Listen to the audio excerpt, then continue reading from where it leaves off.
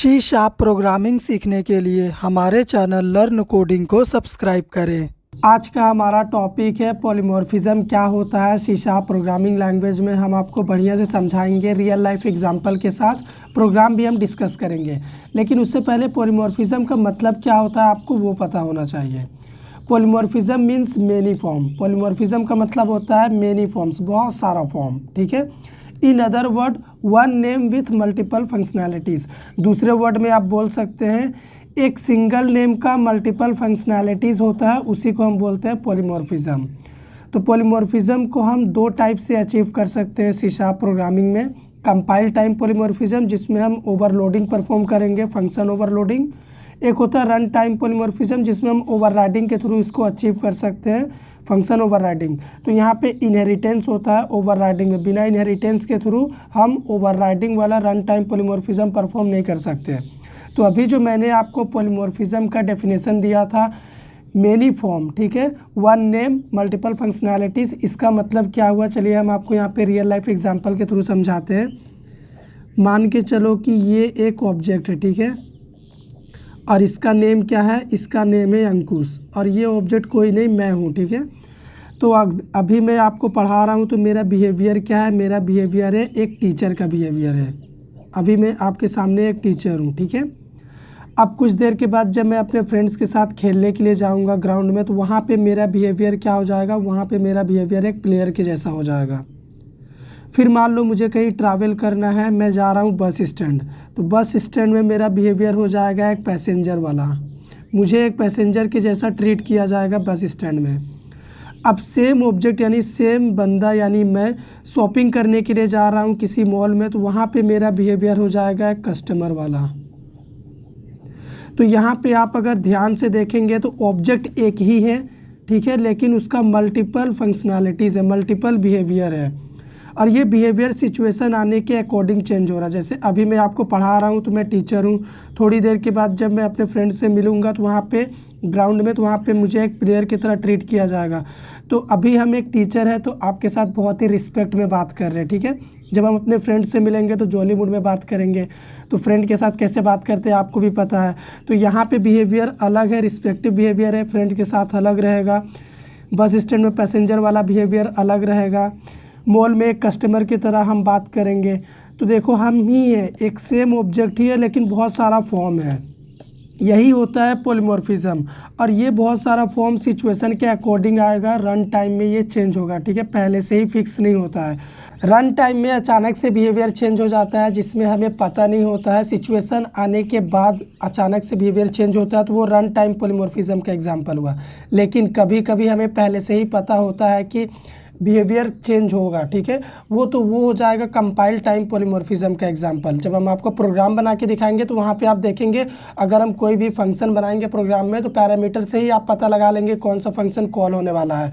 तो जब आपको पता रहेगा प्रोग्राम रन होने से पहले कि कौन सा फंक्शन कॉल होने वाला है, तो वो कंपाइल टाइम पॉलीमॉर्फिज्म में जाएगा। जब आपको नहीं पता रहेगा कि कौन सा फंक्शन कॉल होने वाला है प्रोग्राम में, तो वो रन टाइम पॉलीमॉर्फिज्म का एग्जांपल होगा। तो चलिए हम क्या करते हैं, आपको सिंपल सा एग्जांपल प्रोग्राम दिखाते हैं पॉलीमॉर्फिज्म का। सबसे पहले हम आपको कंपाइल टाइम पॉलीमॉर्फिज्म का एग्जांपल शो करके दिखाते हैं। तो उसके लिए हम क्या करते हैं, एक ए नाम का क्लास बना लेते हैं, ठीक है, ये क्लास का नेम हो गया हमारे। अब इस क्लास के अंदर हम क्या कर रहे हैं, कुछ मेथड बना रहे हैं। तो उसके लिए हमारे पास कुछ डेटा मेंबर होना चाहिए, तो हमने ए बी दो डेटा मेंबर यहाँ पे बना लिए हैं। अब यहाँ पे हम मेथड बनाते हैं, तो हम लिखेंगे पब्लिक वॉइड ऐड। सिंपल सा एग्जांपल शो करना चाहता हूँ आपके सामने, आप चाहें तो अपनी मर्जी से कुछ बड़ा एग्जांपल भी ले सकते हैं, ठीक है। तो यहाँ पे एक वेरिएबल होगा सम नाम का, इसमें हम ऐड कर देंगे नंबर को, और फिर क्या करेंगे, उसको प्रिंट कर देंगे। प्रिंट करने के लिए हम लिखेंगे कंसोल डॉट राइट लाइन, और यहाँ पे सम को प्रिंट कर देंगे। तो हमारे डेटा मेंबर में कोई वैल्यू नहीं है, तो वैल्यू यहाँ पे हम सेट कर देते हैं 20 और 10, ठीक है, हमने वैल्यू सेट कर दिया। अब अगर इसी सेम नाम का हम एक और मेथड बना दें इसी क्लास के अंदर, ठीक है, लेकिन इसका नेचर हम चेंज कर देते हैं। इसमें क्या होगा, इसमें अपने पास पैरामीटर होगा, दो पैरामीटर हम पास कर दे रहे यहाँ पे, ठीक है, मेथड के नेचर में ही। तो यहाँ पे इस चीज़ की हमें कोई ज़रूरत नहीं है, ठीक है। ये लाइन मान के चलिए कि हम ऐड ही कर रहे हैं, ठीक है। ये सेम रहेगा कोड, क्योंकि जो भी वैल्यू ए बी में आएगा उसको ऐड करके यहाँ पे स्टोर करके रख लेंगे। तो अब अगर हम एक दूसरे क्लास में चले, हम क्लास बनाएं, ठीक है। मान लो हम एक मेन नाम का क्लास बना रहे, इसमें हम ऑब्जेक्ट क्रिएट करेंगे तो हमारे पास मेन मेथड होना चाहिए। तो यहाँ पे हम लिखेंगे पब्लिक, एक second, public static void main. ये क्या है, ये होगा हमारा मेन मेथड। अब यहाँ पे हम ऑब्जेक्ट क्रिएट करेंगे, तो ऑब्जेक्ट हमारे क्लास का नेम है ए, तो यहाँ पे क्लास ए का ऑब्जेक्ट क्रिएट करने के लिए न्यू कीवर्ड, तो ऑब्जेक्ट क्रिएट हो गया। अब अगर यहाँ पे मैं लिखता हूँ आर डॉट ऐड, और मैंने इतना लिख के छोड़ा, उसके बाद फिर से मैंने लिखा आर डॉट ऐड, और यहाँ पे अभी मैं दो पैरामीटर पास कर रहा हूँ 40 और 60। तो आप बताओ कि कौन सा मेथड पहले कॉल होगा।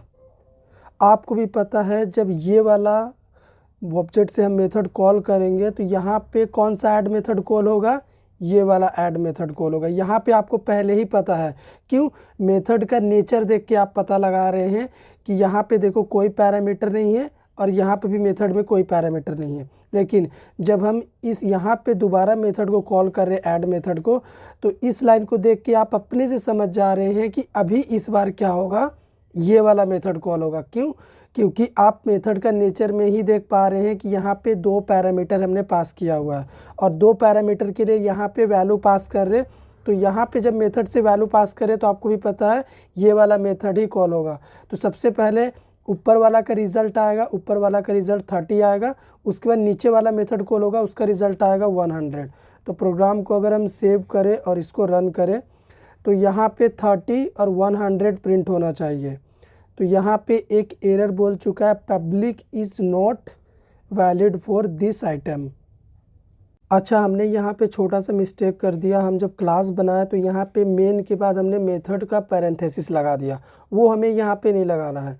अब अगर प्रोग्राम को सेव करें और हम रन करें तो हमें पता है सबसे पहले हमारा 30 रिज़ल्ट वाला ऐड मेथड कॉल होगा, उसके बाद हमारा 100 रिज़ल्ट वाला पैरामीटर वाला ऐड मेथड कॉल होगा। तो यहाँ पे देखो उसी फॉर्म में मेथड कॉल हुआ है। तो जब हमें पहले से ही पता हो कि कौन सा मेथड कॉल होने वाला है तो वो होता है कंपाइल टाइम पॉलीमॉर्फिज्म। अगर मान के चलो ये वाला मेथड हम पहले कॉल करते हैं, ठीक है, यहाँ से इसको हटाते हैं, इसको हम पहले लिखते हैं, तो अभी हमें पता है कि 100 वाला मेथड ये पहले कॉल होगा, ये वाला ऐड मेथड पहले कॉल होगा, उसके बाद ये वाला कॉल होगा, ठीक है, क्योंकि मेथड का नेचर देख के ही आप यहीं से पता लगा ले रहे। तो प्रोग्राम को अगर हम सेव करें और अभी, तो सबसे पहले 100 प्रिंट होगा, उसके बाद 30 प्रिंट होगा, ये देखो। तो ये सिंपल सा एग्जांपल हो गया हमारा कंपाइल टाइम पॉलीमॉर्फिज्म का, जिसमें देखो सेम ऑब्जेक्ट से आर ऑब्जेक्ट से ही हम सेम मेथड को कॉल कर रहे, ऐड नाम का ही सेम मेथड को कॉल कर रहे, लेकिन बिहेवियर अलग अलग है दोनों का। एक में पैरामीटर पास हो रहा है, पैरामीटर के थ्रू ऐड कर रहा, और एक बिना पैरामीटर के थ्रू वही सेम काम परफॉर्म कर रहा, तो नेचर अलग है। तो यही होता है पॉलीमॉर्फिज्म। अब बात करते हैं रन टाइम पॉलीमॉर्फिज्म हम कैसे अचीव करेंगे।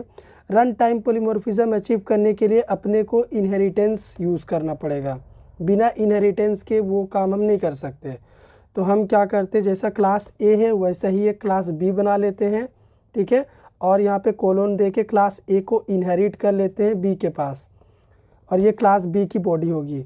और यहाँ पे ना दोनों क्लास में सेम मेथड हम यूज़ करेंगे, दोनों मेथड का नेचर सेम होगा। अगर मान लो हमें कोई मैसेज डिस्प्ले करना है तो यहाँ पे हम लिखेंगे कंसोल डॉट राइट लाइन, और डबल कोट्स में हम लिख देते हैं ए क्लास, ठीक है।